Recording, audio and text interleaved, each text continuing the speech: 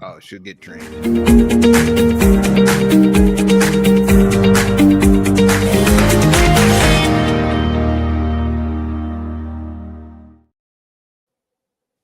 Hello and welcome to the Energy Realities podcast. I'm returning from a week off during which I did nothing. I read almost no news, but some of it kind of trickled to my attention. So I gather a lot of things happened last week, which is why we're going to talk about all of them today with David Blackmon in Texas. How are you today, David? Just lovely. It's a beautiful day in Texas. Isn't it really, really very hot and climate changey? It is hot and climate changey. It's probably going to be 100 degrees in our town, which I am informed by the Daily Mirror today would cause entire cities in the Middle East to shut down. 100-degree weather. So it's just mind-boggling, the climate propaganda that goes on every day. It doesn't happen in the Middle East. Yeah, it's not 45 degrees Celsius in April, which I experienced personally about 30 years ago. We have Tammy Nemeth. How are you today, Tammy? I'm doing well, thank you. I'm so glad to hear you had an awesome vacation. That's great. Yeah, nice and rested. Yeah, I did rest. And we have Stu Turley. Where are you today, Stu, or are you not going to say? Oh, no, I'm in an undisclosed location here in my bunker up in Oklahoma, and it was about 95 degrees here, and I enjoy working on my property with a backhoe and love it, and my wife is inside thinking I'm nuts. Which you are, as we all know, but in a good way. Okay, where do we begin? Let's start with the BP news that BP is out of wind. I just love the way you phrased it. BP is selling its onshore wind business in the US for an undisclosed sum, interestingly. David, what do you think about that?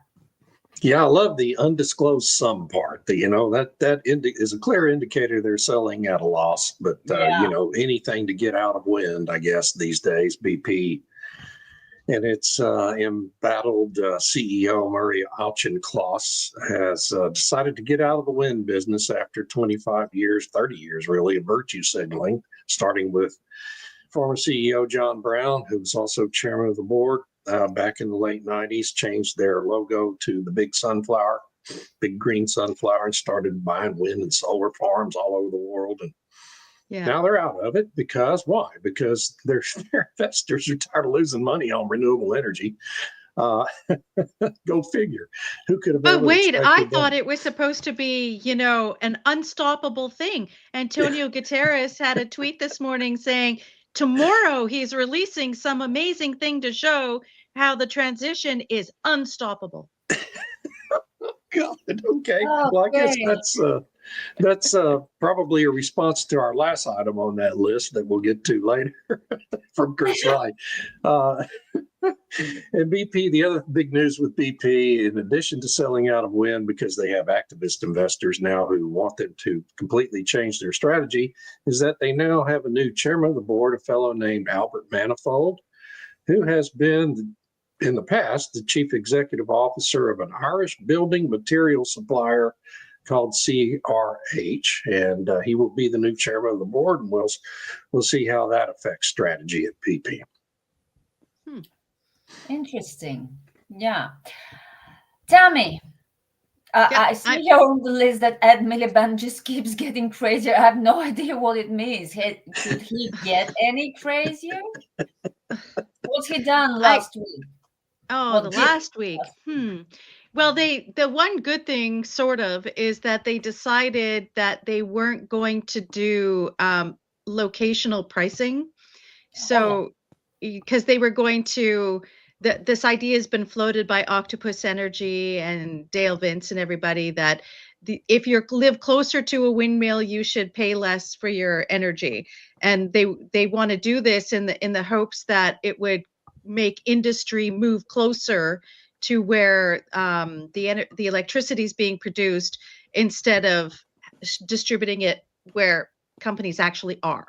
So thankfully, they decided right now that they're not going to pursue that, but they're going to be investigating overall pricing changes. So what that means for the future, who knows? And then the National Energy Systems Operator put forward this futures kind of projections and whatnot, which is, giving lots of excuses for Ed Miliband to double down on net zero. And he actually said, we're doubling down on net zero. It's like, okay, I guess that's just yet another crazy position. Oh, and by the way, all high prices are due to gas, apparently. Obviously, which is why I think he said at some point, was it last week, but he admitted that the UK still needs natural gas as backup. Right.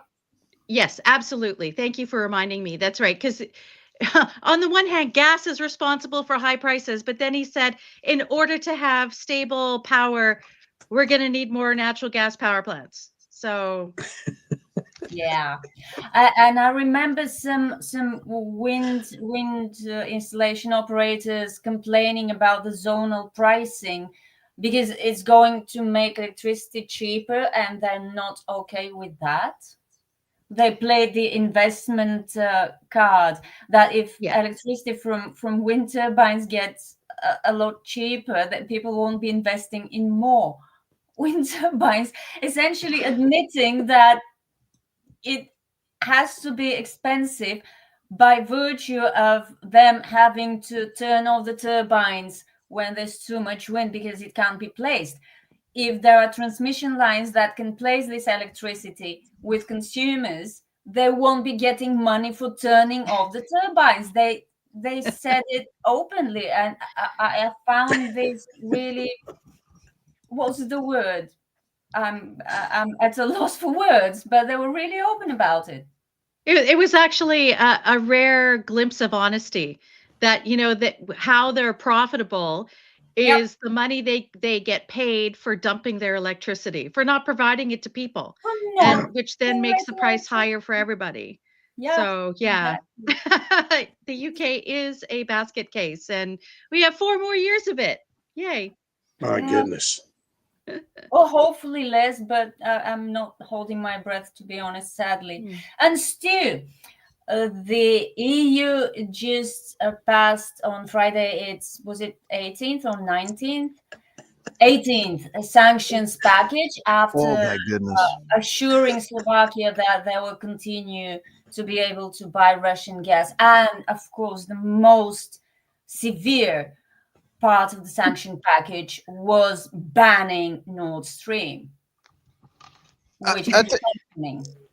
Irina, this wonderful lady that I know have for several years is absolutely a hero of mine. And her quote, that's his T-shirt, is "Sanctions don't always work as intended," is absolutely applicable more now today. In fact, I want to ask the audience that's listening, is this actually a sign of insanity when you do the same thing over and over and expect a different result? This is the 18th package. Russia's GDP has grown over the last 2 years.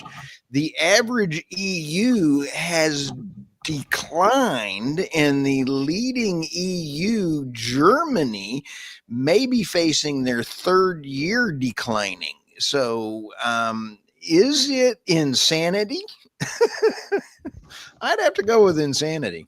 It is a kind of insanity, I believe. Yeah, because they keep hoping this time it'll work. I'm waiting for the 27th package. I can't wait to see what they will sanction.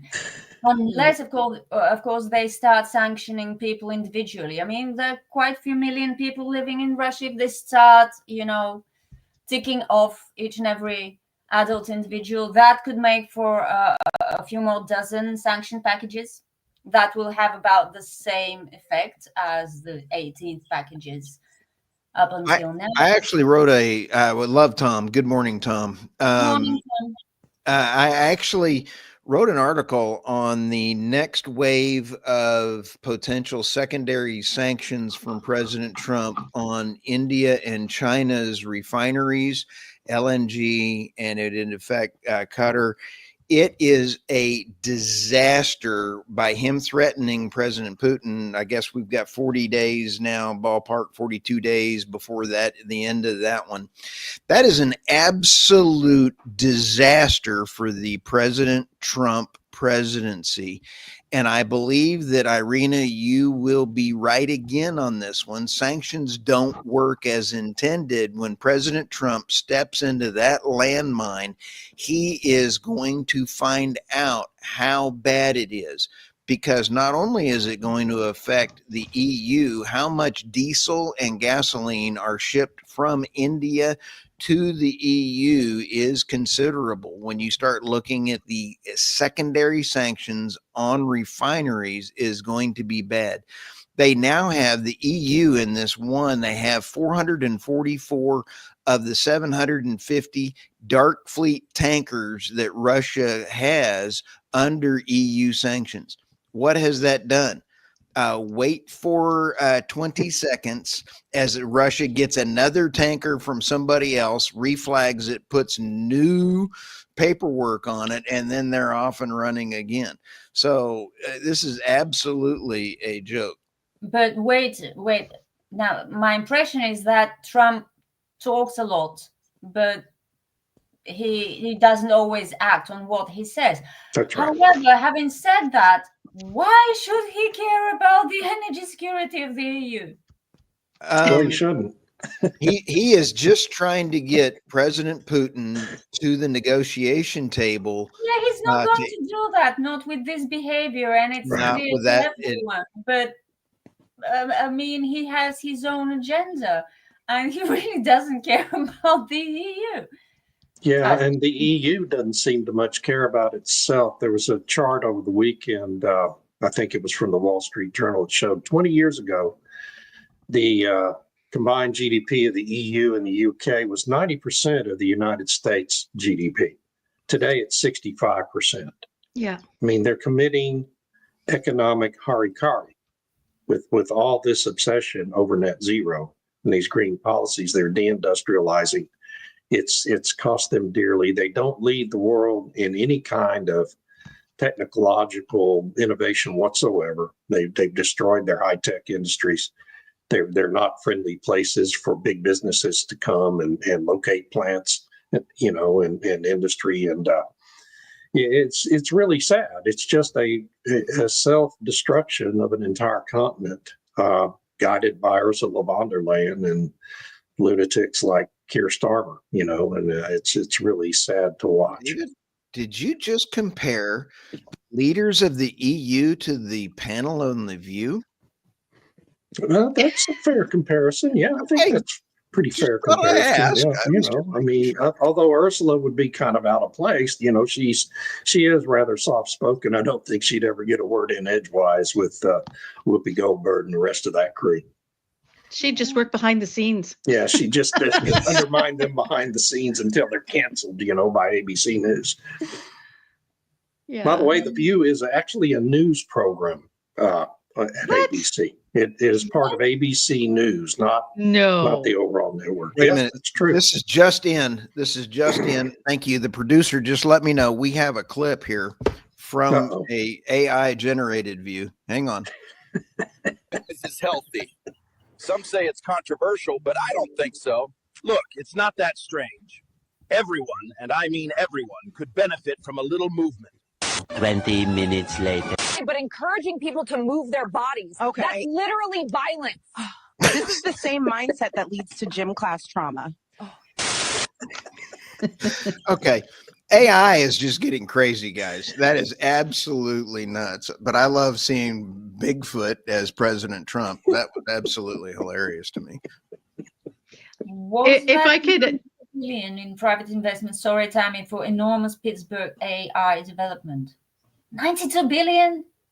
92 billion, all private dollars, no subsidies, no government money. And what are they going to do? They're going to develop the largest AI data center campus on the face of the earth. over the next 5 to 10 years in Pittsburgh. And what's going to power it? About 80 to 90% of it will be powered with natural gas power plants. You got some hydro in there, a little coal, and eventually nuclear. Very little wind and solar involved anywhere. So they'll have Wonderful. to build new gas power plants? Yes. Oh, yeah. I mean, in fact, they're converting an enormous coal-fired power plant, the Homer City plant, which was retired a few years ago. They're going to convert that it's going to cost about $4 billion, I believe, to convert it to the world's largest natural gas power plant. It's going to be 4 gigawatt natural gas power plant. It's going to be enormous. Ooh. Tammy, you keep getting interrupted. Sorry. Okay.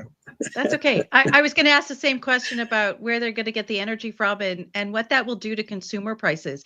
I mean, are they going to be tapping the grid, or is this going to be standalone and whatever excess power is generated will be put onto the grid? I mean, how is that working? I haven't read the details. Yes. Well, it'll be a combination, yeah, but most of it's going to be behind the meter. It's most of it isn't going to be from the grid, but there will be some power taken from the grid, which in that state is mostly natural gas power grid. There's nuclear, and there's several still coal plants in Pennsylvania that are still operational, and they do have wind and solar in Pennsylvania, but not like we do in Texas and some other places. There's a good comment about China's new hydropower project that China damming the river I cannot pronounce is a major security threat to India's freshwater. Yeah, that's a problem potentially. It's going to be the biggest hydropower installation in the world. Yeah. Why do they need it with all this wind and solar? You got me. I mean, yeah. I mean, we're told China leads the world in wind and solar, which is true. I'm manufacturing the panels and the turbines and everything. It's all made in China. They lead the world in installed generation from both, but they also lead the world in coal and hydro and everything else in terms of power generation. So, they're planning for the future. Yes, but they're just like anywhere else in the West, right? We build all this wind and solar to virtue signal that we're on board with the green plan and the energy transition. And then we continue building natural gas and coal and nuclear because we want to keep the lights on. And every, consumers pay the cost of having to fund 2 separate grids. And that's been the game now for how long? I don't know how long, 30 years at least. And it just keeps getting worse and worse everywhere except the United States, apparently, where the Trump administration is well down the road and hamstringing the wind and solar industries for better or worse. I want to give Secretary Chris Wright a shout out. The more I delve into the grid in the United States and the danger that they have called in the last 2 weeks, again, we have 200 gigawatts on the books ready to come on that are projects that are going on. Only 22 gigawatts of that is nuclear or natural gas. What's all the rest of it? Wind and solar. They're not going to happen. We've got a real problem on the United States grid for growth. And I've been talking about this for about 6 months. And this is absolutely going to be a real problem. But I am so thrilled that we have a Secretary of Energy that is already aware of it, as opposed to waiting for the lights to go out. Yeah. Yeah, he's a godsend. I wake up every morning just kind of pinching myself that we have Chris Wright at the Department of Energy. It's just kind of amazing. It's really almost beyond belief given what we've had in that role in the past. I mean, we've had some good ones like, I think Governor Perry did a fine job as Trump's first energy secretary. And I mean, there's been some others who were good, but mostly that job has been occupied by a collection of, people just appointed like ambassadors for, as a political payoff or something else. And then we've had a few actual scientists in that job who don't really know much about energy practicalities. There have been professors from MIT and elsewhere who are great theorists and great scientists, but haven't ever really been in the real world, where Chris Wright has spent his whole life in both the nuclear and oil and gas industries. I mean, he's not just an oil and gas guy. First decade or more of his career was in nuclear, and he's really, I believe, maybe the most effective spokesperson for this whole administration. I mean, he's limited to energy, but he's incredibly effective and just doing fantastic work. He is. Yeah. Indeed. I envy you for him. Yeah. Definitely. We all should. Yeah, exactly. You know, it's pretty amazing when you consider Ed Miliband versus Secretary Chris Wright. I know. Okay. Oh, don't. Quick. Which one am I? Yeah. Okay. Yeah, that but was Ed Miliband as a Wallace and Gromit character.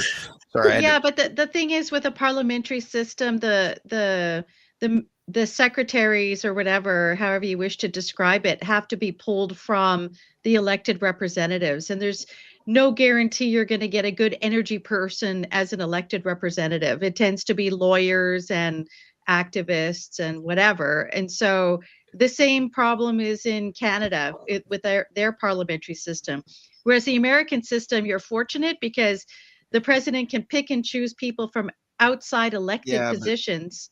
We got Fettergram last time, you know. Granholm, excuse me. Granholm. Fettergram is if she married Fetterman, but no, Jennifer Granholm, she was special. Very special. The short bus kind of special, yes. It's a lovely word, special. Yeah. What's fascinating about what's happened with Trump's election is that it sent a signal to other states, like to the individual states, that they can do things differently now, which is why we have the new coal mining. It's coal mine, the new coal mine permit in Tennessee. Yeah. So, I mean, that's like the first one in who knows how long, a new coal mine. That's incredible. And I know that the coal can be used for both power and for steel production. But it's still significant because there'd always been these roadblocks and regulatory morass in order to try and get anything, a new mine or whatever, approved and run through the EPA gauntlet. So this is some good news as well. But speaking of politicians and politics, what about this decision in the UK and in Canada? Did they lower the voting age in Canada as well? There's a petition by a parliamentarian, one of the MPs, to lower the voting age to 16, and they tried this in the last. You're talking about Trudeau's Canada. Last term. Yeah, you're talking about in Canada. Yeah. In Canada, yeah. The UK Starmer said, "Yeah, we're going to do it." Yeah. So, I mean, I think that should be a referendum question or one of the key things in an election. I don't think it's right that someone can change the law like that before an election, before people can actually. I agree. And without a referendum, I think this is indeed a referendum issue. But they're not going to risk it, are they? No. And you know, they can say, well, the students will be able to make up their own minds. And I'm just imagining how the teachers will help them get information. I saw what happened at my daughter's school when they were leading up to the last election, and the information that was provided, and they did mock elections and everything. And anybody who supported in any way the Conservatives were berated and blacklisted and stuff. So what's that peer pressure going to do? And what information are the teachers going to provide that's fair and balanced or whatever? Because it isn't.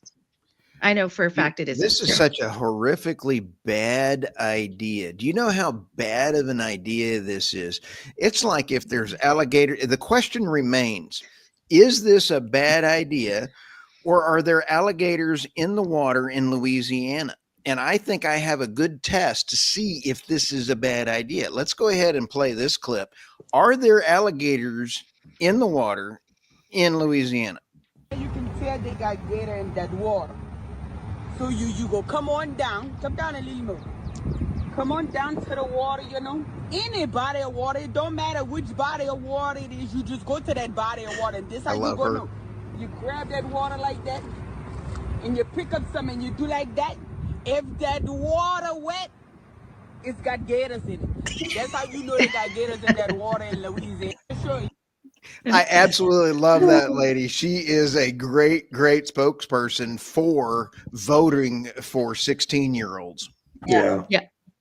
Holy smokes. Yeah. I mean, think about it. I think back to when I was 16 and, literally my every waking thought was around girls and where my next 6-pack of beer was going to come from. I mean, it's just, I was just the thought of being able to help choose our political leaders at that age. And I was actually, kind of intelligent for my age, right?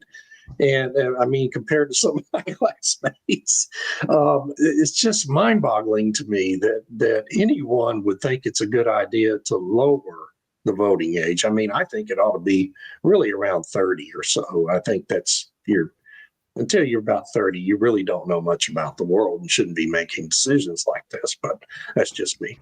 30 and a taxpayer. Well, that really changes your perspective. And then there is something else that when all of us were 16, there was no social media. There was no huge channel for campaigning.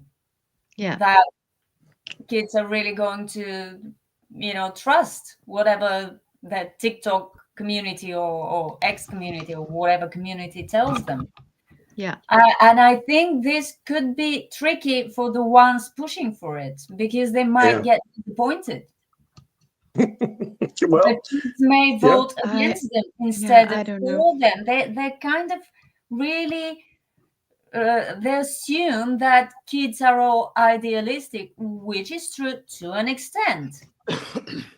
Because there are different ideals, and probably not all kids believe in the green ideal.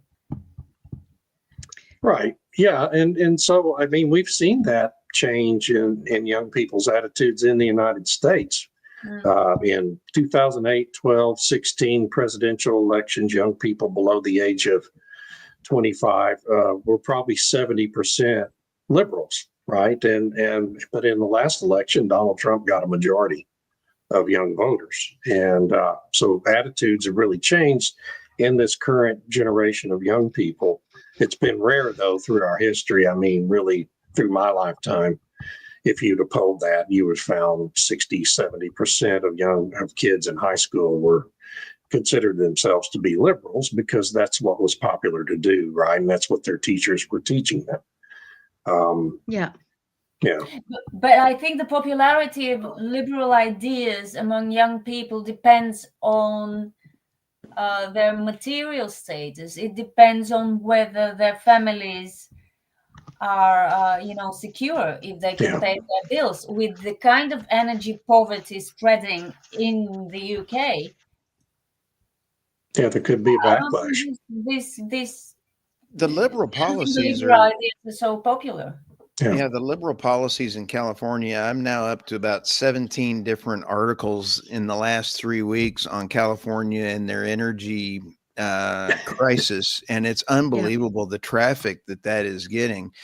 I was working on another one, and Doomberg actually beat me to it. I spent hours working on this stupid article, and here it comes rolling in from Doomberg, and I'm like, dang it. Yeah. So here's Senate Bill 253 and Senate Bill 261 might be, this is a huge problem, but I also see this as a bigger topic for this group. And that is they're very related to all the EU mandates that the United States oil and gas firms are going to have to either man up and say secondary, third, and, all the kinds of reporting that is going to be done. California is trying to impose that on the rest of the United States and the rest of the world.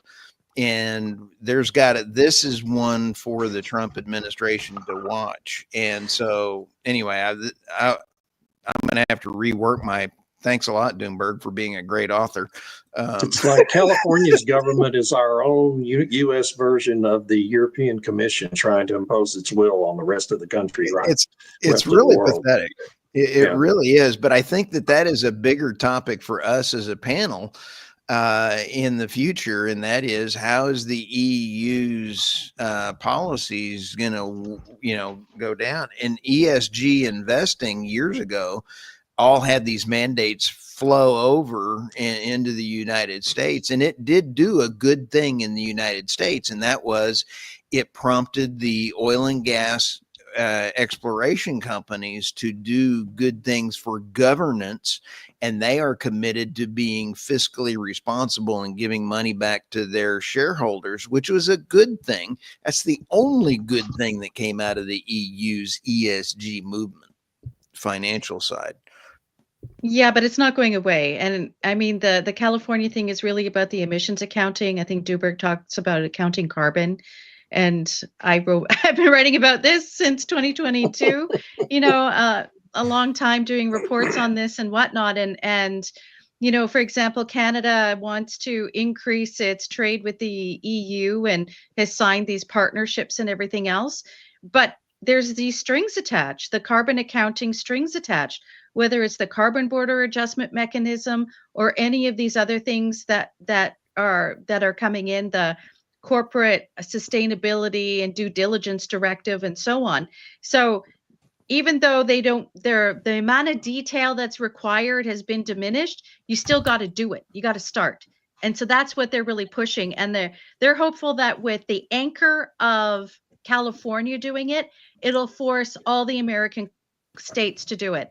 And I would say to the companies, maybe stop doing business in California. If this is going to be this massive amount of cost for compliance, because you got to start hiring these consultants. You need the software. You have to be monitoring all this stuff. You have to have it audited, confirmed, and so on. That's a significant cost for companies. So, with all the other crazy that's going on in California, maybe just stop doing business with them. What Doomberg brought up, Tammy, you bring up a fantastic point that Doomberg was also talking about, and that is your supply line for Scope 3 emissions. Yeah. Not everybody has the capability of tracking their carbon footprint. I'm going to go out and go into the front yard and go, nope, got a lot of trees. Canada is net zero anyway with the amount of trees that you guys have, and their counting practices in Canada are just nutty.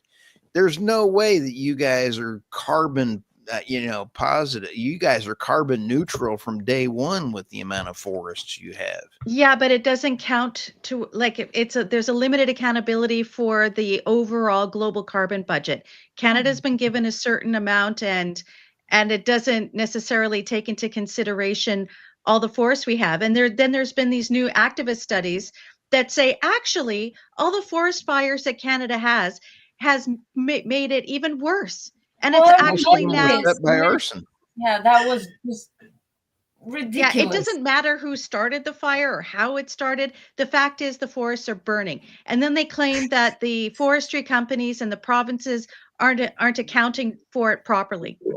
So wasn't there an idea, or was it a satirical idea, to just cut down all the trees so there are no more forest fires? No more fires. Emissions from these fires. I mean, it's a simple solution to this particular problem. Just cut down the trees. If they're not contributing enough CO2 absorption, just cut them down. This is where we've come to. I actually expect someone to come up with this as a serious idea. Yeah, you're giving them dangerous ideas. They might adapt them. Yeah.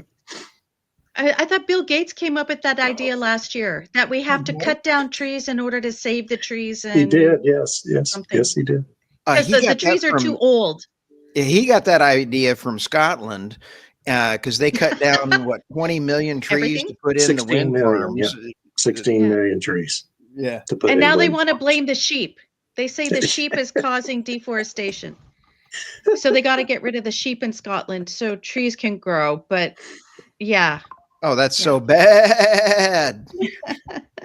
But Sorry. the other absurd story there is that the German Green Party wants price controls, but what they want price controls over is ice cream. Yeah. Ice cream. It's too expensive in Berlin, apparently. And I'm sure net zero has nothing to do with the high price of ice cream. No, it's climate change, obviously.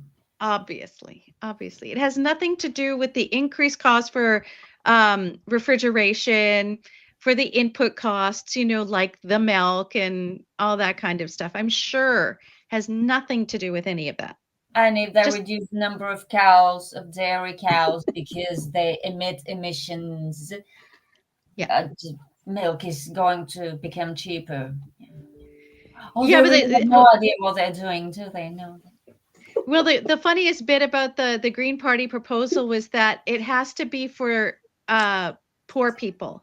And I don't know how you demonstrate that you're poor to get a discount on your ice cream in Berlin. I have an idea. You wear a badge.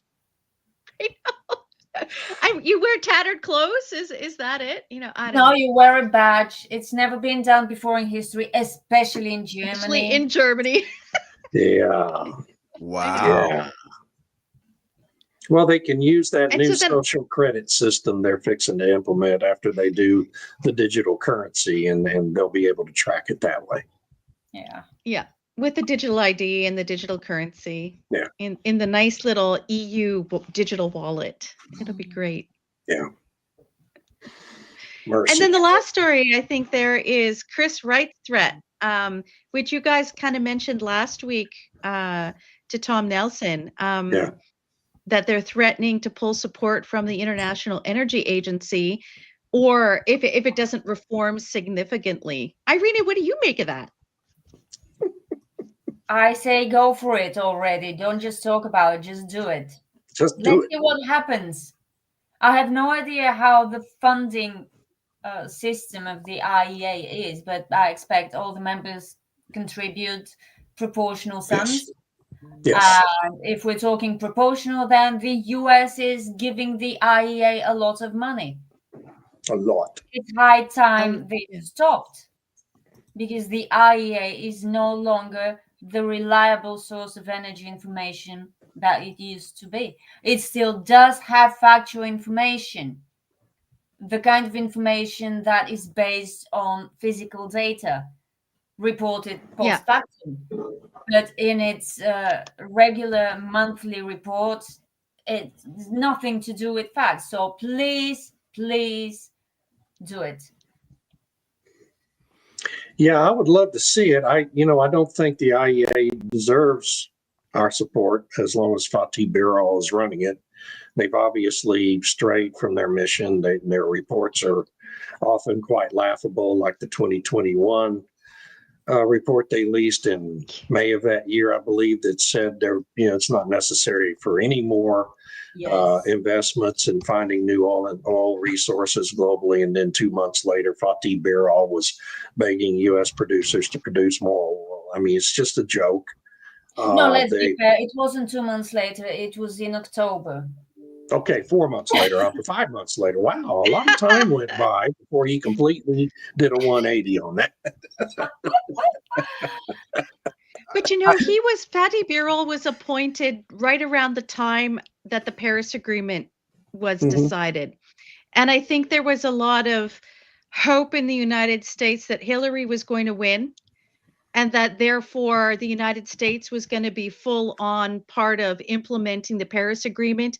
And Fatih Birol was there in order to ensure that the IEA provided the right information for the net zero transition. That's my theory. I don't know. What do you guys think? Providing the right information. And the man is, I believe, an economist by education. Hard to believe. But economists. Yeah, they're theoreticians, and IEA's reporting is mostly theoretical these days.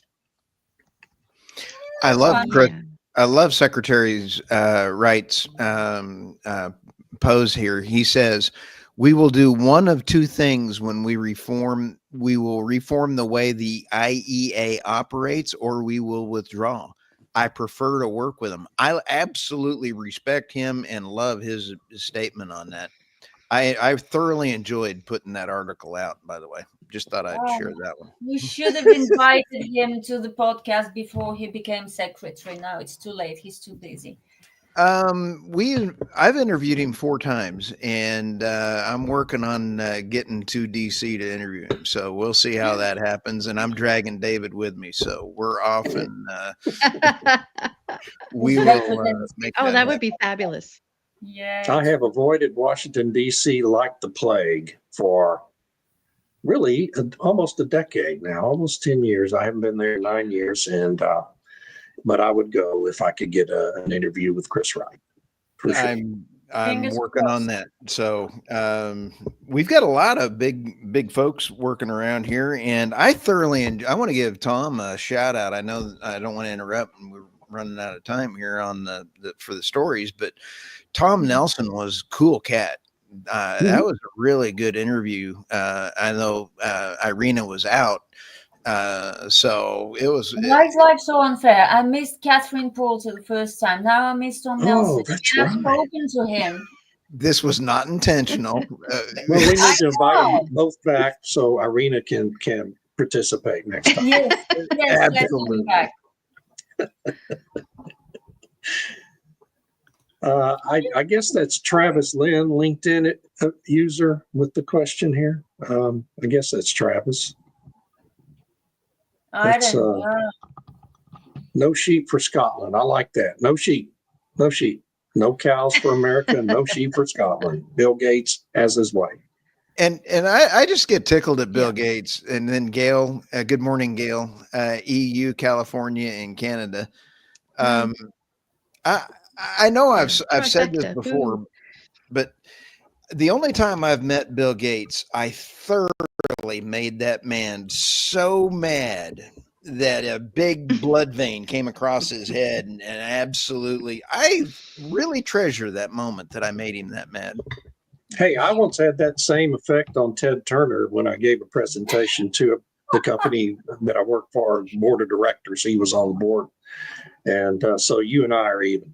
Okay, I like it.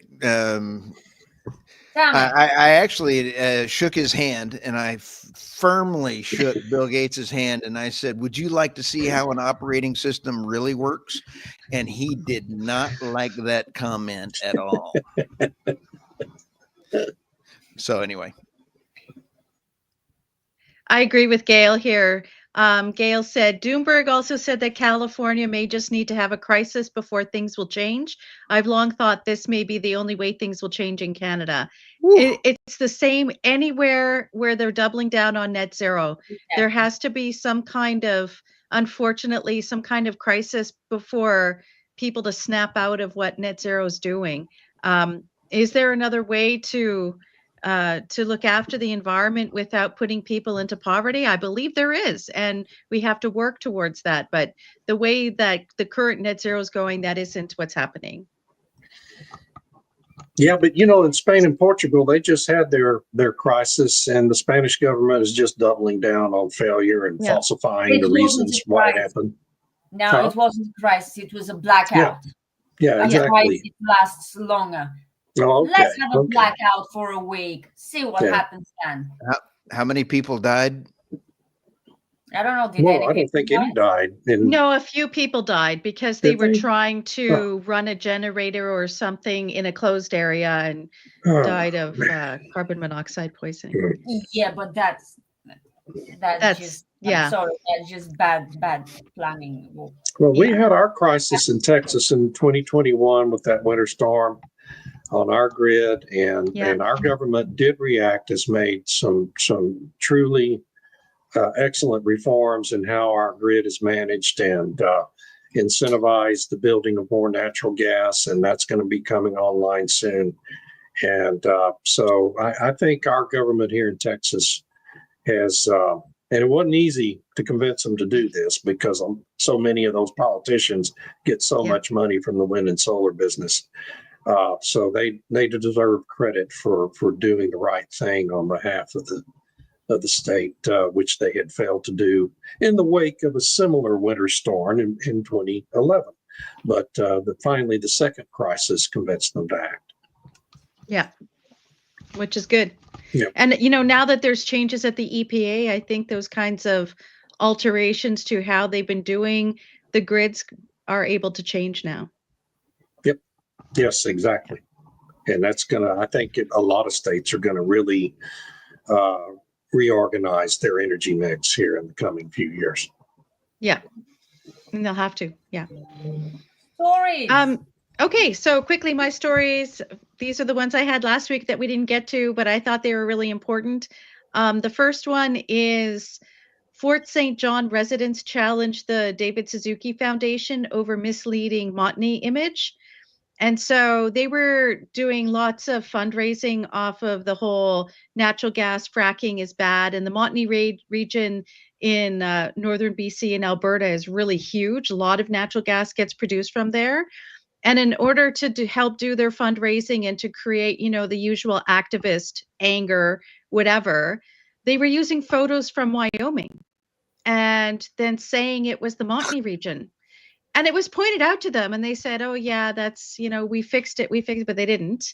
And so 8 residents of Fort St. John who are from that area, where they have the different fracking wells and so on, filed a Competition Bureau complaint against the Suzuki Foundation for misrepresenting the fracking by using these Wyoming images. So finally, someone's making a complaint. There's so much misleading information that these environmental groups produce in Canada, to create the activist activity and also to raise money. And Wow.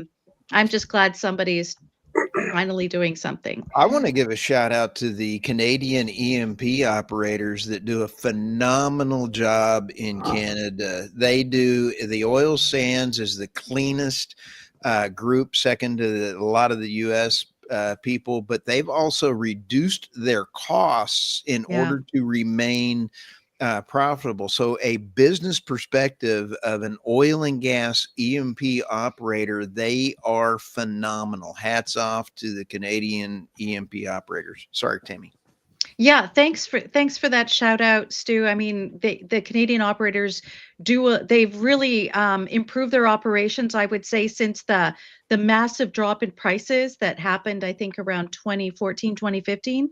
And they had to rejig how they do things in order to stay profitable. So yeah, they've done some incredible things for the environment and for getting their costs down. And then their profitability is now down into the 40s. That they can sustain profitability, and that can't happen in a lot of the plays in the United States. Yeah. And then the second article there, which I think is what Irina was talking about today on her Substack, right, is the UN report that seeks to outlaw climate skepticism and punish fossil fuel defenders. And so this UN person, I'll let Irina talk about it because she wrote an excellent Substack on it today. It's a deranged text.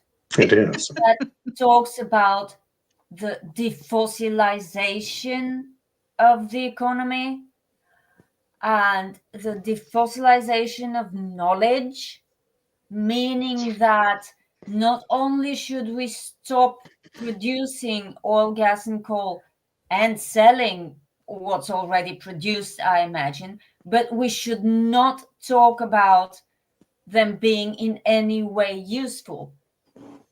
We should ban the people who question the narrative. We should all be banned because this is what the fossilization of knowledge constitutes.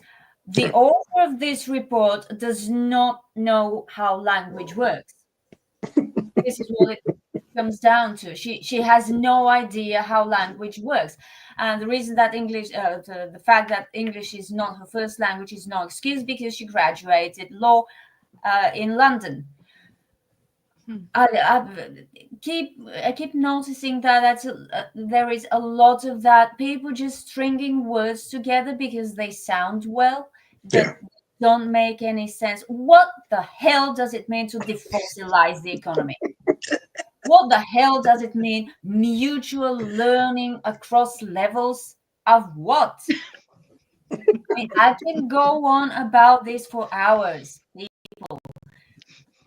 It still wouldn't make sense. But the greatest, the most charming part of this whole report is the idea that, the report proposes protecting and upholding human rights by limiting human rights, by taking away the literal right of freedom of speech and expression of opinion, as per article whatever in the Declaration of Human Rights. They're upholding rights by removing rights, which is typical of the net zero crowd. Yeah, they're totalitarians. Yeah. Well, like they wreck the environment to save the environment. Yeah. Exactly, as the climate skeptic from whose Substack I got the report. It's paradoxical, and they don't care. Yeah. Well, when you believe with religious zeal that your position is right and everyone else is wrong, you're willing to subjugate everyone else and to force them to agree with your religious zeal. I agree. And that's all of human history. You don't see the paradox, but honestly, I'm not very knowledgeable about the big religions of the world, but I don't think there's so many paradoxes. I mean, yes, there are paradoxes in the Bible. It's a really big book written by a lot of people. There would be, but not like this, not so blatant. Right. Yeah. And that's because they're a bunch of incompetents. They don't know what they're doing. That's the hill I'm going to die on. They are incompetent and stupid more than they are evil. Well, I will die on the other hill, and you and I can continue to. We'll die facing each other, David. Yes. We'll die facing each other. You check out my stuff at thenemothreport.substack.com, and where I write about the UK, Canada, and the crazy stuff going on. Where was that article? Which article? Climate paradox. UN climate report. It was on Irina's. It's on my Substack. There's a link to it on my Substack. I took it from the link from the Climate Skeptic, also on Substack. Okay, and cool. if you just Google UN plus defossilization. Yeah. Or you could Google Irina Slav at Substack. Her Substack will come up, and you can get to it from there. That's right. The Climate Skeptic. Yeah. Mr. Blackmon. Okay, so we've talked about the Pittsburgh thing. It was a wonderful event, $92 billion in private investments, no subsidies required. Also at that event, one of my heroes in life, Mike Rowe, who has for over 20 years hosted the Dirty Jobs program, and it's one of the most entertaining things I've ever seen on television, spoke as well about America's jobs crisis. And the jobs crisis doesn't relate to petroleum engineers anymore. It relates to welders and all the trades, electricians, plumbers. Wow. We have incredible shortages of skilled tradespeople in the United States. We're probably 500,000 electricians short of what we really need. And his speech was about, how are you going to build this amazing development without the skilled workers you need? And really well worth a read. Mike Rowe is just a tremendous mind. He's a blue collar guy, as I used to be. My whole family was. And, I just think he's one of the smartest people communicating today in the media. And his message is well worth paying attention to, because it is a very real crisis that the country's going to have to solve one way or another. And it's in the US, by the way. It's the same in Europe. Yes. Yeah. Yeah. I sent him a note yesterday after reading your Substack, so I hope we can get him on. Well, he has an amazing foundation where they try to get into high schools to tell the young people that this is a way to go, for a future. And they help do scholarships to do welding training, electrician, all that kind of co-op work and so on. His podcast is phenomenal. Lots of really great people that he talks with, some small companies, even celebrities and whatnot. But he's always coming back to that point that they're short of tradespeople. Yeah. Yeah. I'm thinking about going back to trade school myself. Hey, I saw you on a digger. Yeah, you can go to backhoe school. My Substack is Energy Realities. You can read the micro piece there if you want to. All right. Yeah, just very quickly because they're really self-explanatory. Ministers in the UK said to admit Sizewell C nuclear plant price tag has soared to £38 billion, which is what happens when you do not plan ahead. But when you go all in and double down and triple down on wind and solar before someone tells you that you need base load electricity, which is when you remember about nuclear because high electricity prices are because of natural gas and you want to build nuclear. Now take this: raw material price inflation, everything inflation, not least because you're not producing anything locally because you've outsourced everything because you don't want the emissions, and you're closing down factories, continuing to close down factories. And this makes me really mad because I thought Britain was a sensible country, but that's no longer the case. Which is why it's now going to cost, what was that, $50 billion for our American listeners? Probably. Where's that money going to come from? Taxpayers. Yeah. Apparently, they're going to sell their Bitcoin stash. Oh my goodness. Apparently, they've sold most of it already.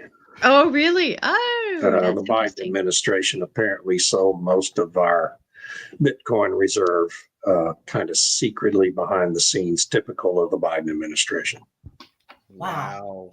And then we have China's car manufacturing overcapacity, because China, if you think about it, and I'm sure you do think about it, but I'm addressing the audience, they have an overcapacity of everything. They have an overcapacity of solar panels. They have an overcapacity of, I don't know, batteries and turbines and everything, but especially cars. So this makes Chinese-made cars really, really cheap, even with import tariffs in other parts of the world, which is why Bloomberg believes that China will be selling a third of the world's cars by 2030. But yeah,